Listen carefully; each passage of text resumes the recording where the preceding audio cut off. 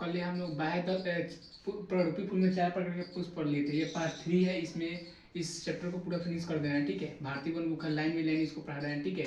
पूरा question answer भी लिखवाया जा रहा है। तो प्ररूपी फूल में 4 प्रकार पढ़ते हैं, बाह्यदलपुंज, पुमंग था, जयंग था और एक दलपुंज था।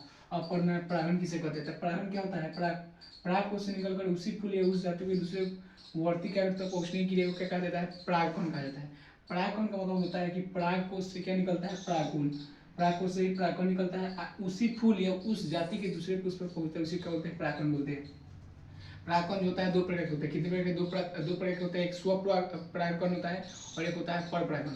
स्वपरागण में क्या होता है, एक पुष्प के परागण उसी पुष्प के वर्तिता के दूसरे पौधे के उसी जाति के दूसरे पौधे पर पहुंचते, उसी को क्या बोलते हैं, स्वपरागण। मतलब कि उसी पुष्प या उसी जाति के दूसरे पुष्प पर पहुंचते, उसे क्या बोलते हैं, स्वपरागण बोलते हैं। लेकिन परपरागण में क्या होता है, परपरागण, पर मतलब दूसरा, कि उस दूसरे पौधे के वर्ती, मतलब कि परपरागण में दूसरे पौधे के वर्ती क्या तक पहुंचते हैं, मतलब दूसरा, पर मीन्स दूसरा पौधा के, लेकिन स्व में अपने पौधे या अपने जाति के पौधे पर पहुंचते, उसी वर्ती क्या तक पहुंचते, उसे स्वपरागण। और परपरागण होता है दूसरे पौधे के वर्ती क्या तक पहुंचते हैं। और यहाँ पर देखिए अगला जो क्वेश्चन है यह है, यौनारंभ या प्यूबर्टी के समय किशोर बालक बालिका के शरीर में होने वाले परिवर्तन क्या कहलाते हैं। जैसे 10 से 12 वर्ष की अवस्था से यौनारंभ आरंभ हो जाता है, ठीक है। यह तो जन्म के समय ही होता है, लेकिन 10 से 13 वर्ष में ये जो शुरुआती जो क्षण है, कुछ लक्षण है जो दिखाई देने लगते हैं, तो यौनारंभ मतलब इसमें जो होता है किशोर अवस्था, किशोर बालक बालिका में कुछ परिवर्तन ऐसे होते हैं। देखिए किशोर बालक बालिका में कुछ परिवर्तन ऐसे होते हैं जो क्या होता है, जो एक समान दोनों में होता है। तो देखिए किस जैसे में यह 12 वर्ष की अवस्था में शुरू हो जाता है। कितना वर्ष की अवस्था में, 12 वर्ष की अवस्था में, 12 वर्ष की अवस्था में शुरू हो जाता है, परिपक्व होने लगता है। मतलब कि मानव जननांग साधारणतः लगभग 12 वर्ष की उम्र में परिपक्व एवं क्रेसिव होने लगता है, क्रेसिव होने लगता है। इस अवस्था में बालक और बालिका में कुछ परिवर्तन देखने को मिलता है, इसी को बोलते हैं किशोरावस्था बोलते हैं, किशोरावस्था बोलते हैं। किशोरावस्था में कुछ परिवर्तन बालक और बालिका में क्या होता है, एक समान होता है। इसमें जो बालक बालिका में क्या होता है, एक समान कुछ परिवर्तन होता है। जैसे एवं जैसे काक एवं दोनों जगह के बीच बाह्य जनांग में बाल आने लगते हैं। टांगों तथा बाहुओं पर, मतलब टांग और बाहुओं पर क्या होता है, कोमल बाल आने लगते हैं। इस अवस्था में चेहरे में क्या होता है, फुंसी, चेहरे वगैरह में फुंसी उनसे निकलने लगता है। किस अवस्था, किशोरावस्था, मतलब कि 12 वर्ष की अवस्था से शुरू हो जाता है लगभग। आपने जैसे विपरीत लिंग वाले, जैसे अगर नर है तो उसको मादा, और मादा है तो उसको नर, मतलब अपने जैसे विपरीत लिंग के प्रति आकर्षण होने लगता है। आकर्षण समझते हैं, मतलब कि यह एक प्रकार का आकर्षण होता है, मतलब कि विपरीत लिंग वाले से। इन परिवर्तनों के अतिरिक्त किशोर बालक बालिका में शरीर में अलग अलग कुछ परिवर्तन होने लगते हैं, मतलब दोनों में अलग अलग कुछ परिवर्तन दिखाई देने लगते हैं। जैसे किशोर बालिका को स्तन में उभारने लगता है, स्तन के केंद्र की स्तना के चारों का त्वचा रंग ज्यादा गाढ़ा होने लगता है। किशोर बालक में मुंह आने लगता है। जो मादा में होता है, मादा के शरीर में मासिक धर्म जिसको बोलते हैं, मासिक धर्म बोलते हैं, या उसको मासिक धर्म बोलते हैं, या मासिक चक्र बोलते हैं, मासिक चक्र बोलते हैं, या उसको रजोधर्म भी बोल सकते हैं। रजोधर्म, इसको मेंस्ट्रुएशन साइकिल बोलते हैं, मेंस्ट्रुएशन साइकिल। यह स्टार्ट हो जाता है 12 वर्ष की अवस्था से लगभग। यह 28 दिन, मतलब हर 28 दिन पर यह मासिक चक्र होता है। हर एक महीने में इसकी पुनरावृत्ति होती रहती है। इसके बाद जो है नर जनन अंग में कौन कौन से अंग सम्मिलित होते हैं। नर जनन अंग में देखिए नर जनन अंग में जो सम्मिलित होते हैं, इसको बता लीजिए। नर जनन अंग में कौन कौन से अंग सम्मिलित होते हैं। तो देखिए नर जो जनन अंग में क्या होता है, नर जनन अंग में कौन कौन से अंग सम्मिलित होते हैं। तो इसमें जो सम्मिलित होता है, इसमें जो होता है शुक्राशय होता है, शुक्राशय। उसके बाद होता है शुक्राणु, शुक्राणु तो सबसे महत्वपूर्ण है, शुक्राणु होता है। उसके बाद जो होता है इसमें मूत्रमार्ग, मूत्रमार्ग होता है, मूत्रमार्ग, शुक्रवाहिनी, शुक्राणु को ढोने का काम कौन करता है, शुक्रवाहिनी करता है, ठीक है। या पाइप जैसी संरचना ऐसे ऐसे होता है, मतलब जैसे पाइप जैसी संरचना, यहाँ पर थैली लगा होता है, जैसे मूत्र से जहाँ यहाँ पर जमा होता है, और यहाँ पर क्या होता है, शिश्न यहाँ पर आता है। मतलब कि इसका चित्र जब बनाएंगे बता देंगे दूसरा दिन। तो यहाँ पर क्या होता है, यहीं पर इसको नलिका को, जो नलिका धोने वाला काम करता है उसी को क्या बोलते हैं, शुक्रवाहिनी बोलते हैं। तो फिर शिश्न जो होता है सम्मिलित होते हैं, शिश्न, शिश्न क्या होता है, इसमें सम्मिलित होते हैं। शिश्न जो होता है मांसल की संरचना होती है, जो सबसे आगे वाला भाग होता है, जो सबसे आगे वाला भाग हो, ठीक है। इसके बाद वृषण के बारे में बताना है। तो वृषण क्या होता है, तो देखिए वृषण जो होता है, पुरुष का सबसे प्रमुख जो जनन अंग है क्या है, वृषण है। यह एक जोड़ा पाया जाता है, मतलब कि नर युग्म जो शुक्राणु इसी में बनते हैं। प्रत्येक पुरुष में 2 अंडाकार जो होते हैं वृषण होते हैं। जो उधर गुहा के बाहर दोनों जगहों के बीच त्वचा तथा पेशियों से बनी एक थैली में स्थित होती है। इस थैली को क्या कहते हैं? विल्सन कोश कहते हैं। तो विल्सन कोश पूछे विल्सन के बारे में तो आप बता देंगे। विल्सन जो होता है दो होता है, दो अंडाकार थैली जैसा होता है, ठीक है। विल्सन पुरुष। अब शुक्रवाहिका है। शुक्रवाहिका का मतलब होता है जो शुक्राणु को ढूंढने वाले क्या कहते हैं? शुक्रवाहिका कहते हैं। उसको क्या बोलते हैं? शुक्रवाहिका। तो इसकी जो लंबाई होती है ना, इसकी जो लंबाई होती है कितना होता है? 25 सेंटीमीटर। इसकी जो लंबाई, इसका देखिए, इसका जो आता है ना, क्या बोल देता है? चित्रउत। तो चित्रउत ऐसे से बचा के समझा नहीं सकता है, पर बोर्ड है चित्र थोड़ा बनाने में टाइम है, तो इसलिए इसको सुधारा। लेकिन आप चित्र देख लीजिएगा 6.11 जो नर जनन अंग है, नर जनन अंग है, उसमें सब आपको समझ आ जाएगा। और 6.14 जहाँ मादा जनन अंग है, इन दोनों के बारे में आपको विशेष रूप से पढ़ना है, इसी दोनों के बारे में। चित्र से आपको समझ आ जाएगा, जो नहीं आएगा आप कमेंट कीजिएगा, उसको बता दें।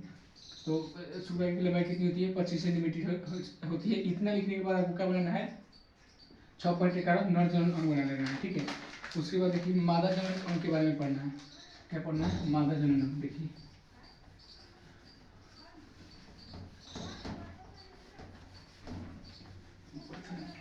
देखिए मादा जनन अंग में कौन कौन से अंग आते हैं? मादा जनन अंग में, मादा जनन अंग देखिए, इसमें क्या होता है? इसमें जो होता है अंडाशय होता है। क्या होता है? अंडाशय होता है। उसके बाद गर्भाशय होता है। मतलब कौन कौन से अंग सम्मिलित होते हैं? उसके बाद फैलोपियन नलिका होता है। इसी में जो अंडाशय से अंडाणु निकलता है फैलोपियन नलिका में पहुंचता है, और फैलोपियन नलिका में पहुंचता है, उसके बाद वो सुखाने का इंतजार करता है। जब नहीं मिलता है तो उसके बाद वो टूट कर बिखर कर जो बाहर से खून, मतलब भ्रूण के विकास के लिए बाहर पूरा जो एक प्रकार का हार्मोन पाया जाता है, वही क्या होता है? टूट जाता है, जिसके कारण क्या होता है? खून आता है, ठीक है। गर्भाशय फैलोपियन, फैलोपियन नलिका है। इसको मासिक धर्म हम लोग बोलते हैं। ये 12 वर्ष की अवस्था से शुरुआत हो जाता है। उसके बाद योनि होता है, योनि तथा वल्वा, वल्वा पाया जाता है, ठीक है। अच्छा, उसके बाद है अंडाशय। अंडाशय के बारे में, तो इसके बारे में हमको पढ़ना है अंडाशय के बारे में। तो अंडाशय के बारे में थोड़ा पढ़ेंगे। अब ये सब क्या है? मादा जनन अंग में सम्मिलित होते हैं। तो अंडाशय जो होता है, प्रत्येक स्त्री में एक जोड़ा अंडाशय होता है। कितना जोड़ा? एक जोड़ा। जैसे ऐसे अगर बनाएंगे ना, ऐसे अगर हम बनाते हैं यहाँ पर, मतलब कि यहाँ पर देखिए, यहाँ पर जो अंडाणु होता है, मतलब कि यहाँ से एक पाइप गुजर रहा होता है इधर से जो जाता है ना, इधर से अंडाणु, तो एक इधर से जाता है, एक इधर से जाता है। तो क्या होता है? दो जोड़ा, मतलब कि एक जोड़ा अंडाशय पाया जाता है। तो इधर से एक जाता है अंडाणु, इधर से जाता है। यही दोनों जब अंडाणु यहाँ पर पहुंच जाता है, इसीलिए वहाँ पर जुड़वा बच्चा जिसको बोलते हैं। तो यहाँ से एक चल गया और एक यहाँ से चल गया, तब होता है, ठीक है। लेकिन अधिकतर चांस होता है एक इधर से एक इधर से जाता है। यह 28 दिनों में लगातार पुनरावृत्ति होते रहता है। तो अंडाशय यह स्थित श्रोणी गुहा में पाया जाता है। कौन गुहा? श्रोणी गुहा। उधर गुहा जो होता है नीचे, मतलब नीचे या बाहर, इसलिए सब होता है, जैसे हम डिशन में बताए थे, बाहर होता है। इसलिए होता है कि इसका जो तापमान चाहिए ना, तापमान इसको कम चाहिए, और अंदर आएगा तो तापमान ज़्यादा मिल जाएगा, इसलिए इसको तापमान सिंपल चाहिए। श्रोणी गुहा में पाया जाता है, ठीक है। प्रत्येक अंडाशय एक पतली प्रोटीनियम की झिल्ली द्वारा जुड़ी रहती है। पृष्ठ उधर गुहा की पृष्ठ की दीवार से जुड़ी होती है। कौन? प्रोटीनियम झिल्ली द्वारा। अब इसके बाद बढ़ना है जो गर्भाशय के बारे में। गर्भाशय, गर्भाशय जो है सबसे महत्वपूर्ण है, क्योंकि इसी में होता है शिशु का निर्माण होता है। जब तक शरीर के अंदर रहता है शिशु, उसको हम लोग भ्रूण बोलते हैं, भ्रूण। बट वो जब बाहर आ जाता है तो क्या बोलते हैं? उसको शिशु बोलते हैं। तो गर्भाशय के बारे में पढ़ना है। किसके बारे में? गर्भाशय। गर्भाशय, तो गर्भाशय जो होता है, यह मोटी दीवार वाली पेशीय थैली की समान रचना होती है। मोटी दीवार वाली होती है ऐसे में, जो मूत्राशय तथा मलाशय के बीच श्रोणी गुहा में स्थित होती है। लगभग तिकोनी की रचना होती है। कितना रचना? कैसा रचना होता है? तिकोनी होता है, जिसके ऊपरी भाग दाएं और बाएं कोने से फैलोपियन नलिका जुड़ी होती है। जैसे हम बताते हैं इधर से और इधर से क्या होता है? फैलोपियन नलिका जुड़ा रहता है। गर्भाशय की गुहा में गर्भाशय में किसके विकास होता है? भ्रूण हत्या। पहले भ्रूण हत्या का नाम बहुत सुनता होगा कि स्त्री के गर्भ में ही बच्चा को मार दिया जाता था, उसे भ्रूण हत्या बोलते थे। तो भ्रूण का विकास, इसकी लंबाई जो सामान्य स्थिति में 7 से 8 सेंटीमीटर होती है। लेकिन जब क्या होता है? भ्रूण के विकास के समय यह बढ़ जाती है। लेकिन जब भ्रूण का विकास होता है उस समय क्या हो जाता है? इसकी जो लंबाई होती है बढ़ जाती है, मतलब कि 7 से 8 सेंटीमीटर था, लेकिन इसकी भ्रूण के विकास में यह बढ़ जाता है और 18 से 20 सेंटीमीटर हो जाता है। और फिर जब इसका गर्भाशय, उसके बाद जब इसका बच्चे का विकास हो जाता है, उसके बाद जब उसका विकास हो जाता है, उसके बाद इसका लंबाई जो होता है घट जाता है। बट जो पहले अवस्था था उससे थोड़ा ज़्यादा रहता है। इसे गिरीवक आ जाता है, तथा इसके नीचे की ओर गिरीवक कहाँ खुलती है? योनि में खुलती है। अच्छा, उसके बाद है स्त्री में लैंगिक जनन चक्र को समझिए। स्त्री में लैंगिक जनन चक्र, स्त्री में करनी चाहिए। स्त्री में लैंगिक जनन चक्र। देखिए लैंगिक जनन चक्र क्यों बोला जाता है, क्योंकि यह 28 दिन पर बार बार पुनरावृत्ति होती है, हम बहुत बार बता चुके हैं। तो यह चक्र पे जैसे चलते रहता है, ये नहीं है कि 28 दिन हो गए उसके बाद नहीं। जिस स्त्री में मासिक चक्र नहीं होता है, मासिक चक्र नहीं होता है, उसको बच्चा नहीं होता है, क्योंकि मासिक चक्र होता है हर एक 28 दिन पर होते रहता है, उसको हो रहा है ठीक है। यह लगभग 3 से 5 दिनों तक रहती है। जिस स्त्री को यह होता है उसको खाना नहीं बनाने दिया जाता है, उसको देवता रूम में मतलब कि जहाँ पूजा होता है उसमें नहीं रुका जाता है, वो आराम ही रेस्ट ज़्यादा करती है, ना मंदिर में जा सकती है, आचार भी नहीं छूती है, आचार छूने से खराब हो जाता है, यह माना गया है। 3 से 5 दिनों तक क्या होता है इसका होता है, ठीक है। 3 से 5 दिनों तक 2 दिन मैक्सिमम होता है, और 5 से 6 दिन उससे ज़्यादा हो रहा है तो आपको डॉक्टर से मिलना होगा। देखिए स्त्री में लैंगिक चक्र जो होता है 10 से 12 वर्ष की अवस्था में आरंभ हो जाती है, जन क्षमता प्रारंभ हो जाती है, जब तांत्रिक जनन में कुछ चक्रीय क्रिया होती है। क्या होता है चक्रीय क्रिया, जो 28 दिनों तक चलता है, और इसकी लगातार पुनरावृत्ति कितने दिनों तक होती है, 28 दिनों तक होती है। मासिक चक्र में ग्राफियल पोलिकल में स्थित अंडाणु परिपक्व होने लगते हैं। यह क्रिया कहाँ होती है, पिट्यूटरी ग्रंथि द्वारा क्या होता है स्रावित होता है। ग्राफियन फिलिपी के परिपक्व होते ही अंडाशय से हार्मोन एस्ट्रोजन निकलता है, जो गर्भाशय की दीवार में कुछ आवश्यक परिवर्तन होता है। गर्भाशय की दीवार में सबसे भीतरी शब्द जिसे अंतर अष्टा एस्ट्रोनियम कहते हैं, ठीक है। यह पढ़ना है, गीता में भी है। उसके बाद देखिए विकास के समय क्या होता है, गर्भाशय की दीवार होती है मोटी हो जाती है। यह भ्रूण के विकास के लिए भी आवश्यक होती है। भ्रूण का विकास किसमें होता है, गर्भाशय में ही होता है, ठीक है, गर्भाशय में भी होता है। तो स्त्री जनन अंग का जो चित्र बनाना है 6 पॉइंट कितने हैं, 14 है, इसको बना लेना है। स्त्री जनन चक्र का चित्र बनाना है, और चित्र बनाने से आपको क्या हो जाएगा, अच्छा तरीके से समझ आ जाएगा चित्र। वहाँ पर कहाँ पर अंडाशय है, अंडाशय से ही अंडाणु निकलता है, वो फैलोपियन नलिका में जाके इंतजार करता है, जब उसको शुक्राणु मिल जाता है, शुक्राणु जो जाता है बहुत लाखों की संख्या में जाता है, लेकिन जो सबसे पावरफुल शुक्राणु होता है वो अंदर तक पहुँचता है, और उसके बाद जाता है, उसके बाद जो रास्ता होता है वहाँ का बंद हो जाता है, और जब बंद हो जाता है तो वहाँ विकास होने लगता है, जिससे भ्रूण बोलते हैं, वहाँ से विकास होने लगता है, गर्भाशय में पड़ जाता है, इसलिए गर्भवती को नहीं होता है सब मासिक चक्र। इसको पढ़ लिए हम लोग, लैंगिक जनन चक्र को पढ़ लिए। अब देखिए लैंगिक जनन संचालित रोग क्या है, एक जो क्वेश्चन है, थोड़ा 2 टॉपिक्स 3 टॉपिक्स और हैं। लैंगिक जनन तंत्र संचालित रोग बता रहा है। लैंगिक जनन तंत्र संचालित रोग क्या है, तो देखिए यौन संबंध, जब लैंगिक संयोजन से होने वाले संक्रामक रोग को क्या कहते हैं, लैंगिक जनन संचालित रोग कहते हैं। यौन संबंध से जो रोग होता है उसी को बोलते हैं लैंगिक यौन संबंध। क्या होता है यौन संबंध, मतलब कि गलत संबंध, ठीक है। यौन संबंध रोग कहते हैं जैसे लैंगिक जनन संचालित रोग कहते हैं, जैसे बैक्टीरिया हो गया, जैसे में क्या हो गया, जैसे में देखिए यहाँ पर बैक्टीरिया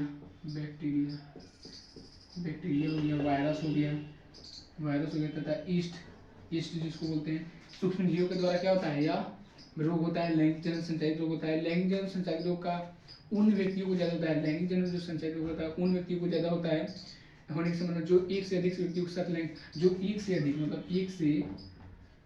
व्यक्तियों के साथ, तो ये देखिए मतलब कि बैक्टीरिया, वायरस और इससे जो रोग होता था, यह एक से अधिक महिलाओं के साथ जो संबंध रखता है, या जो यौन संबंध रखता है एक से अधिक महिलाओं के साथ, ठीक है, जिसको वैश्या बोलते हैं, वह एक से अधिक पुरुषों के साथ भी संबंध रखता है, वैश्या जिसको बोलते हैं, वैश्या नहीं बोलते हैं, ये जो होता है एक से अधिक पुरुषों के साथ संबंध रखता है, इसलिए यह रोग ज़्यादा होने की संभावना रहता है, यौन संबंधी रोग। अब देखिए अगला क्वेश्चन है वायरस जनित रोग के नाम लिखिए।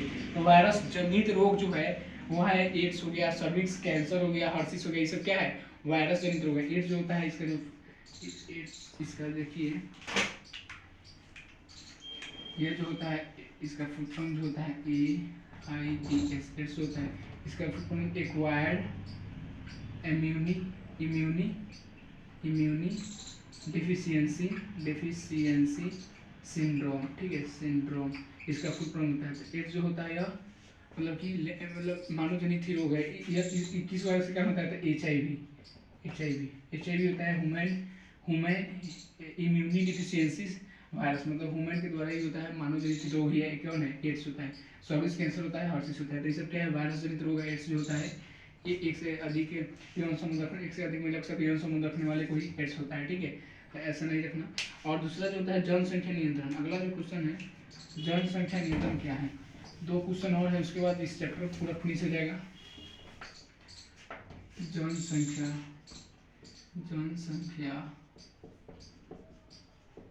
नियंत्रण क्या है।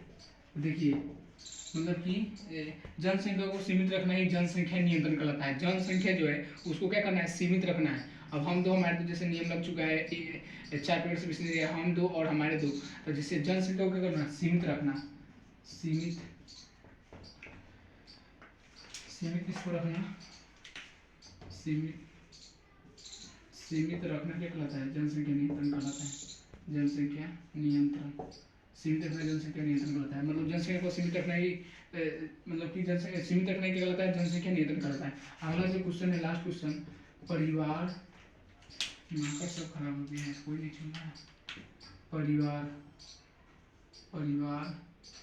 नियोजन क्या है, परिवार नियोजन क्या है, ठीक है, पूछ रहा है परिवार नियोजन क्या है। तो देखिए परिवार नियोजन क्या है, जैसे कि हम जानते हैं कि सीमित ही स्वस्थ तथा सुखी परिवार का आधार है। मतलब सीमित परिवार और स्वस्थ परिवार ही अच्छा आधार है। परिवार में संतानों की संख्या सीमित रखने के लिए कारगर योजना की आवश्यकता होती है। परिवार में अगर संतान को सुखी रखना है तो उसके लिए कारगर परिवार नियोजन के बारे में हम बता रहे हैं, सीमित आवश्यकता होती है, जिसे परिवार नियोजन कहा जाता है। जिसे क्या कहा जाता है, परिवार नियोजन कहा जाता है। अतः जनसंख्या नियंत्रण परिवार नियोजन सही समूह है। अच्छा, जनसंख्या को अगर नियंत्रण रखते हैं तो वह परिवार नियोजन में भी सहायता होता है। मतलब कि जैसे कि मतलब कि क्या होता है, सीमित और स्वस्थ परिवार रखने के लिए आपको जनसंख्या को नियंत्रित करना होगा, और जनसंख्या नियंत्रण क्या है, परिवार नियोजन है। तो इस तरह हमने पूरा लाइन बाई लाइन भारतीय भवन बुक जो था, चैप्टर 6000 जनन जो चैप्टर था, जिसको इंग्लिश में हम लोग क्या बोलते हैं, रिप्रोडक्शन बोलते हैं, उसको अच्छा से हम लोग पढ़े। लास्ट पार्ट जाए, इसमें पूरा चैप्टर फिनिश हो गया। 3 पार्ट में हम लोग बहुत छोटे छोटे वीडियो के साथ, क्योंकि जैसे एग्जाम बहुत नज़दीक हो गया, इसलिए इसको हम लोग बहुत आसानी से और पूरा चैप्टर लिखवा कर हम सुधार दिए। तो आप लोग इस चैप्टर को लिखिएगा और अच्छे से समझ गए होंगे, अच्छे से समझाएंगे। थोड़ा लगता है जिसे बोलने में परेशानी या बहुत हम तरह के बैंक में इसी कारण परेशानी हो रहा है, लेकिन कोई बात नहीं, बहुत अच्छा तरीके से समझा है। अच्छा से आप लोग पढ़ लीजिएगा। चैप्टर जो 6 है बहुत महत्वपूर्ण है एग्जाम के दृष्टिकोण से।